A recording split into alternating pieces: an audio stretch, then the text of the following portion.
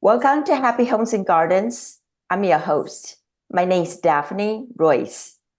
I am a real estate broker, architecture, and interior designer. Harry Santa-Olalla has been called the best auctioneer and has raised more than $500 million for nonprofits. Harry has a unique ability to draw something out of everyone. Let's welcome Harry and hear his stories. Welcome, Harry. Hi, Daphne. It's great to be here. Please tell us who you are and why you choose a career as an auctioneer. Funnily enough, the career actually chose me because I had absolutely no intention of becoming an auctioneer.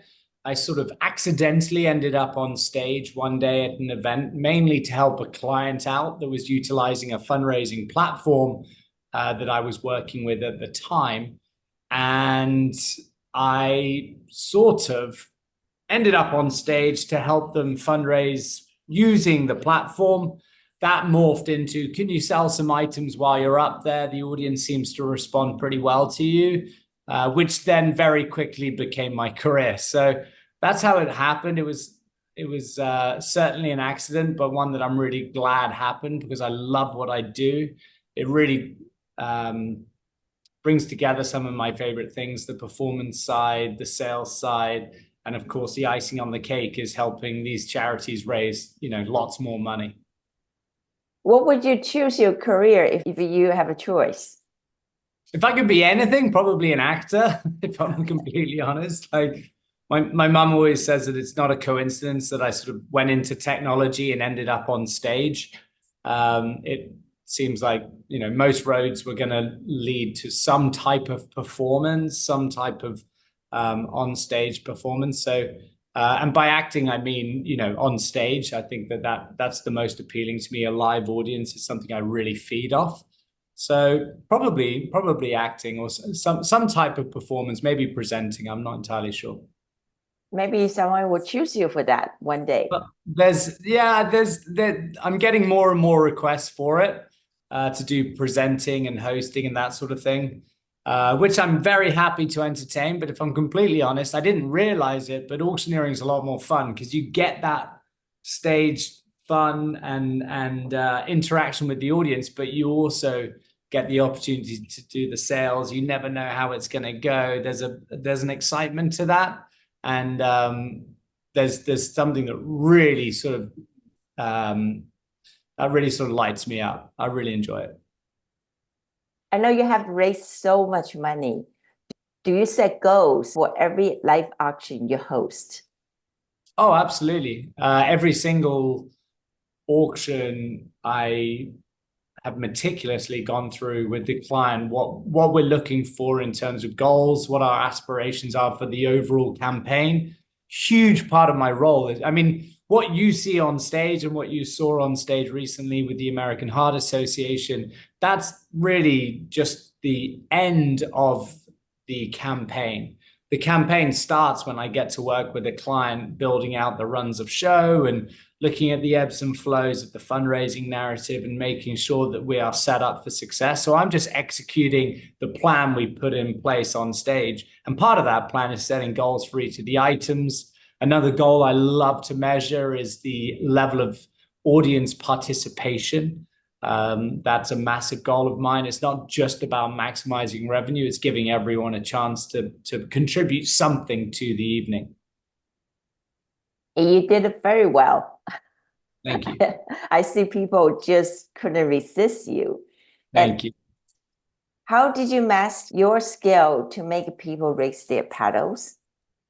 It's learning on the job. They're definitely, there are training camps, I think, and all sorts of licenses and certificates and all those sorts of things that exist out there. I personally have never really gone down that road. I have worked it out along the way. I've really enjoyed honing that craft and learning how to read the room and ensuring that I'm, not outstaying my welcome on stage, bringing enough energy and excitement to whatever it is I'm doing on stage, whether that's an auction or an appeal, or a combination of both, or hosting. And I really think that if people have a smile on their face, they're going to spend a lot more money. In fact, I don't think it. I know. I've got enough experience now to know that the audience will not spend more money if you bully them into it, or if you guilt them into it, or whatever. It doesn't, that's not how it works. You've got to entertain them. You've got to keep that room on side. And that's half the battle, really, because in an auction, realistically, unlike at the sort of auctions you'd think of traditionally with antiques and art and all that sort of stuff, that room is full of people who are there to buy antiques and art. So they are very attentive. In the rooms I'm on stage at, only maybe 5% of the audience can even afford what I'm selling. The other 95%, they're just there to watch. Well, they guess, right? They're not there to watch the auction. They're there to sort of, add value to the room and be part of the event. But most of them are not able to participate in the auction. So I always say to an audience, to a client, if the audience is talking and getting in the way of the auction, that's on me, because I haven't entertained them enough for them to stop talking. So a big part of the role is getting that room on side, swept up in the moment, and enjoying the process of actually watching and partaking via the sort of reactions they give to the bidding. And that's something I think you can't really teach at a school or give a certificate towards. That is just, getting the reps in hours and hours and hours on stage at hundreds and hundreds of events over the years, and learning as you go. And they're not all wildly successful like you saw, and fortunately the vast majority are, but every so often you have really tough nights, and that's where you learn the most. I think you not only know the room, you also read people's mind. I think your skill is push those people to decide that you really want them to be. Yeah, I think you can definitely see it in people's eyes where they're, which buttons to press. There are some people who love bidding competitively because there's an ego to it. There are some people who are very clearly just being altruistic for the organization, and and there are some people who have the fear in their eyes that they're actually going to win it. That's a problem. So learning to read those eyes are really important. Learning to see when people are leaning into what you're putting on, the show you're putting on, that's super, super important. And again, that's just something it's like muscle memory. It's something you learn over time, over years of putting in the performances over the years. That really is something that is very, very hard to explain. As a fundraising consultant, what do you mostly advise people on? Advise them on the run of show, the ebbs and flows of a fundraising event. I always try to empathize with the audience. I always want to make it clear to the client that you are very emotionally invested as the client, as a representative of the organization, but most of your audience are not as emotionally invested. So you need to empathize with them and make sure that you're keeping that run of show really nice and tight and efficient. No one's ever gone to a gala event and then, had a great night, and at the end of it sort of said, well, it was a fantastic evening. I just wish it was longer. Like, no one's ever said that at a gala event. So you got to be mindful of that. You've got to keep it nice and tight. I advise them on how best to tell their story so that we're setting up the why are you giving. I advise them on how best to put me on stage earlier on in the evening. Usually clients will make the mistake, when I first joined, of putting me right at the end of the run of show, like the climactic ending to the fundraiser. That's not the best place to have me. Nice and early is actually where you're going to get the best results. And then the mechanics of giving. How do people give? How to make it easy for guests to give. That is a huge part of my role as a consultant. Do you consult then on the live auction items? Yeah, absolutely. Gone are the days where people are happy to spend, thousands of dollars on signed memorabilia and stuff like that. Since COVID, people have really, really gravitated towards experiences with people they love. One of a kind experiences. unique opportunities. They do the absolute best, and I do a huge amount of consultation on those types of experiences. Do you travel all over the world to do your job? Yep, loads and loads of travel, mainly in America and mainly on the East Coast, just because of the volume. But yeah, I make my way over to the West Coast a bunch, in Texas and Boston, and sort of fundraising hubs around the country. Do you go out of US to Yeah. Europe? Back home in London, I've been on stage, fundraising in London, north of the border in Canada. I do a bunch of large events over there, working with Givergy as well. I mean, it's kind of it really is sort of travel dependent. It's just the timing. That's my biggest hurdle is the time it takes to get to and from events. That's the only thing keeping me tethered really to New York. The bulk of the fundraising is here in New York City, where I live. What was the most memorable event you attend? Oof. The most memorable event I've attended. I mean, it really depends on from what angle you're looking at. If you were to Google my name, yes, the big glitzy, glammy events will come up. I do, City Harvest, for example, up on stage with John Legend singing to the audience, which was fun. I did Rihanna's Black Diamond Ball. I support Anna Wintour's God's Love We Deliver event every year. That's always got a really star-studded event sort of audience. In April, I was actually fortunate enough to host the auction that Taylor Swift attended. So it's quite rare to have Taylor Swift, probably the most famous human being on planet Earth right now, in my audience, interacting with me for 40 minutes. And her boyfriend, Travis Kelce, got up on stage and helped me out selling tickets. And it was wild. It was a wild, wild night. So from that perspective, the most sort of high end, most exciting in terms of the faces in the audience, it's probably one of those events, the Black Diamond Ball or the UNICEFs or some of those huge names that you would sort of read about in the news. But if I'm honest, the ones that are most memorable to me are the ones where I've had the biggest impact fundraising wise.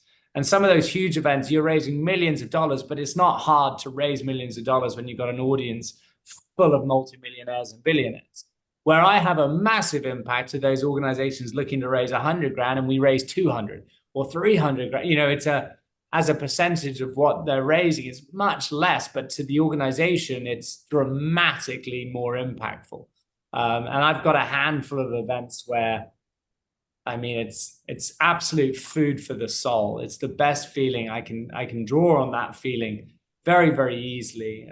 One of them was Eagle Academy, which is an academy here in New York for young men. And, I think the goal was $50,000 that night in the appeal. And we raised nearly $240,000. And the client was crying at the end of the night. And it was just the best feeling ever. It was so awesome. So those are the most memorable for me, if I'm completely honest. How much time you normally stay on the stage? It can be 20 minutes. It can be up to an hour. It really depends on the number of items, the goals we're trying to raise, and also the amount of interactions on stage, because that's really time exhaustive. So, if I'm up on stage and each item has, some type of, for example, City Harvest, every item was a in-home celebrated chef experience that was selling for over 100 grand. One sold for $800,000. Each experience, the chefs came up on stage and talked through what we were going to be doing. So that's a lot of time, but there's only 5 items in that auction, but it lasted, nearly an hour. But it was super engaging because of who was up on stage and all the rest of it. So every event is different, but the reality is you should try and be as efficient with your time as possible. What was the largest single donation you have experienced? The largest donation I've ever seen is $5 million. Wow. But the largest auction item was a lunch with Tim Cook, which sold for $1 million. And that was That was for college track this time last year, actually. Wow, that's amazing. That's amazing. I actually do see him in a coffee shop in my area. You see what Tim Cook? Yes, I Well, did. if you sat down with him and had a quiche in that cafe, then you are likely saving yourself $1 million because someone has paid $1 million for exactly that experience in one of my auctions. That's amazing. I mean, I'm in the area has a lot of tech celebrities. Oh, absolutely. That's why if I'm flying to the West Coast, it's usually in your neighborhood. Is it differences between people here in my neighborhood and your neighborhood? In New York? Oh yeah, Yes. huge. That's one thing I love about America is every audience is different in every state. I mean, a Texas audience is wildly different to a New York audience. And I know how to get the Texans all fired up. All I need to tell them is that, they're getting outperformed by New Yorkers. And, that gets them in a place of really competitive bidding. San Francisco is a much more sort of not laid back, but it's a less aggressive form of fundraising than New York. New York is super efficient. They want to get it done, but they also want it to be fun and kind of, there's a bite to New York, that doesn't quite exist in San Francisco. I don't know. Not one isn't better than another. That's for sure. And of course, in Canada, the audience is super respectful, so you never have a problem with a chatty audience. Whereas, a local sort of dance company in Brooklyn, which I've done recently, was just wild scenes. And so yeah, every audience is different, and they're very much a reflection of the communities in which they live and operate. Just curious, when is your busiest season? March to June, Oh, half of June, and then from mid-September to mid-December. I mean, those are the two fundraising seasons, and it's wildly busy. In May this year, I had 27 events across you 9 states. you work every day mostly. Yeah, that included 3 or 4 days where I was doing two in a day. So it wasn't quite every day, but it certainly felt that way. So you take a break in between those two big chunk seasons. Yes, and I'm in one now. That's exactly right. And what are your hobbies other than work? I play a lot of sport. That's what I do. I do a lot of paddle, a lot of tennis, a lot of squash, a lot of climbing, hiking, trekking, biking. Um, I like to do a lot of physical activity, and I travel a huge amount, and I play a lot of golf as well. So I try not to waste a minute. I think that's more or less that'll be written on my gravestone, I hope. Never wasted a minute. I really like doing things, being with people and traveling and exercising and just constantly being on the move. I think one of the best parts of my job, if I'm completely honest, Daphne, is it gives me a perspective on life that is absolutely drenched in gratitude. I do so many events a year where I'm sat in the audience listening to mothers and fathers on stage talk, bereaved parents talking about kids with cancer who sadly passed, or seeing a blind person get up on stage to talk about the struggles they have. Or the American Heart Association, where one of the survivors bravely got on stage and told her story at the age of 27, having a heart attack. You can't be in these audiences hundreds of times in a year, 100+ times in a year, and not, even just through osmosis, you can't be in the audience and not feel unbelievably grateful to be just healthy and able to see, to smell, to taste, to exercise, to walk, to all these things, because so many people aren't in that position, and I'm exposed to it on almost a nightly basis, and it's just an amazing thing. Sounds like your job gave you a lot of motivation for your life.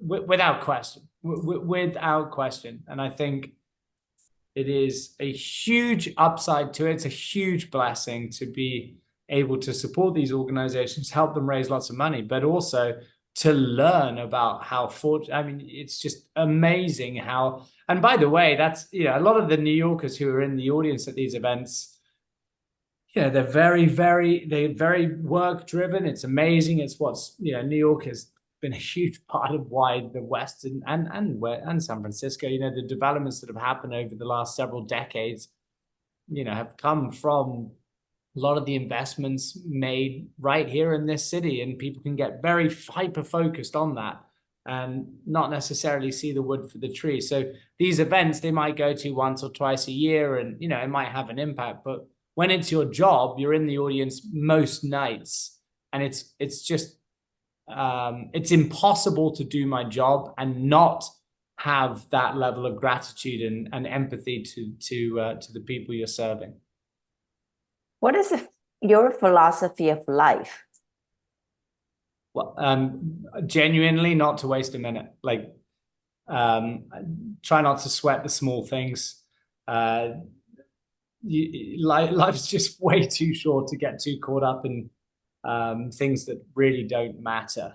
That for me, I think, is the biggest philosophy. You can operate on a, perhaps a bit of an overshare here, but I'm 9.5 years sober. So I'm in a program that basically is focused on making sure you're keeping your side of the street clean, apologizing where you mess up, and just living a life full of gratitude. And if you can do those things, you're going to have a pretty happy life.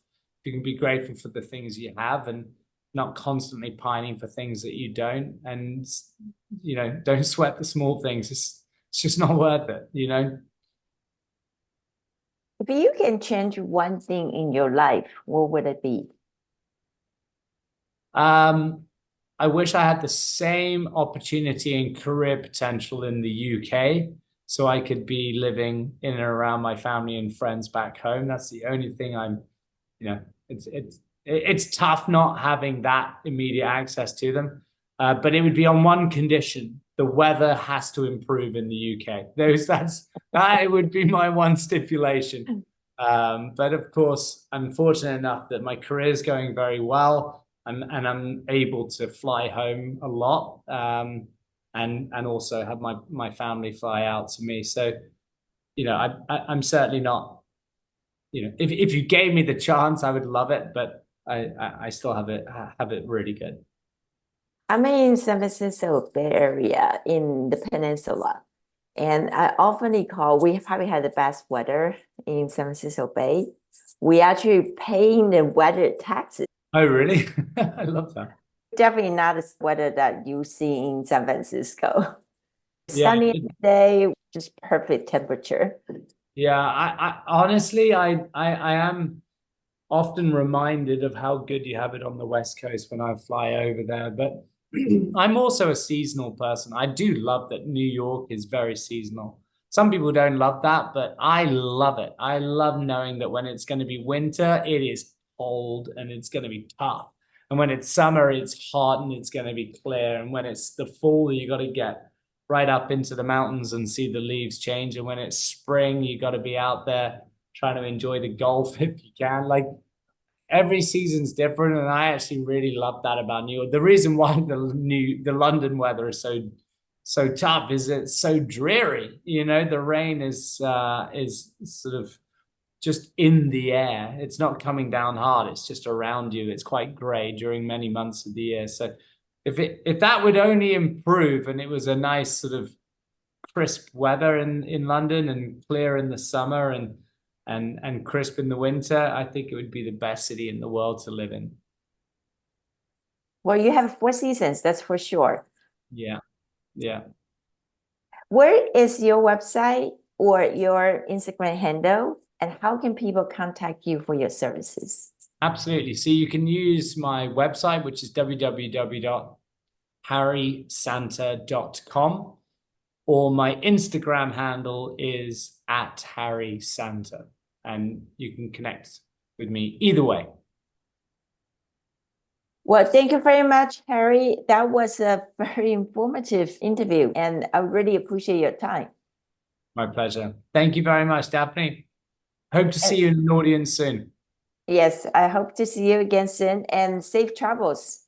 Thank you. Take care. You too. Bye-bye.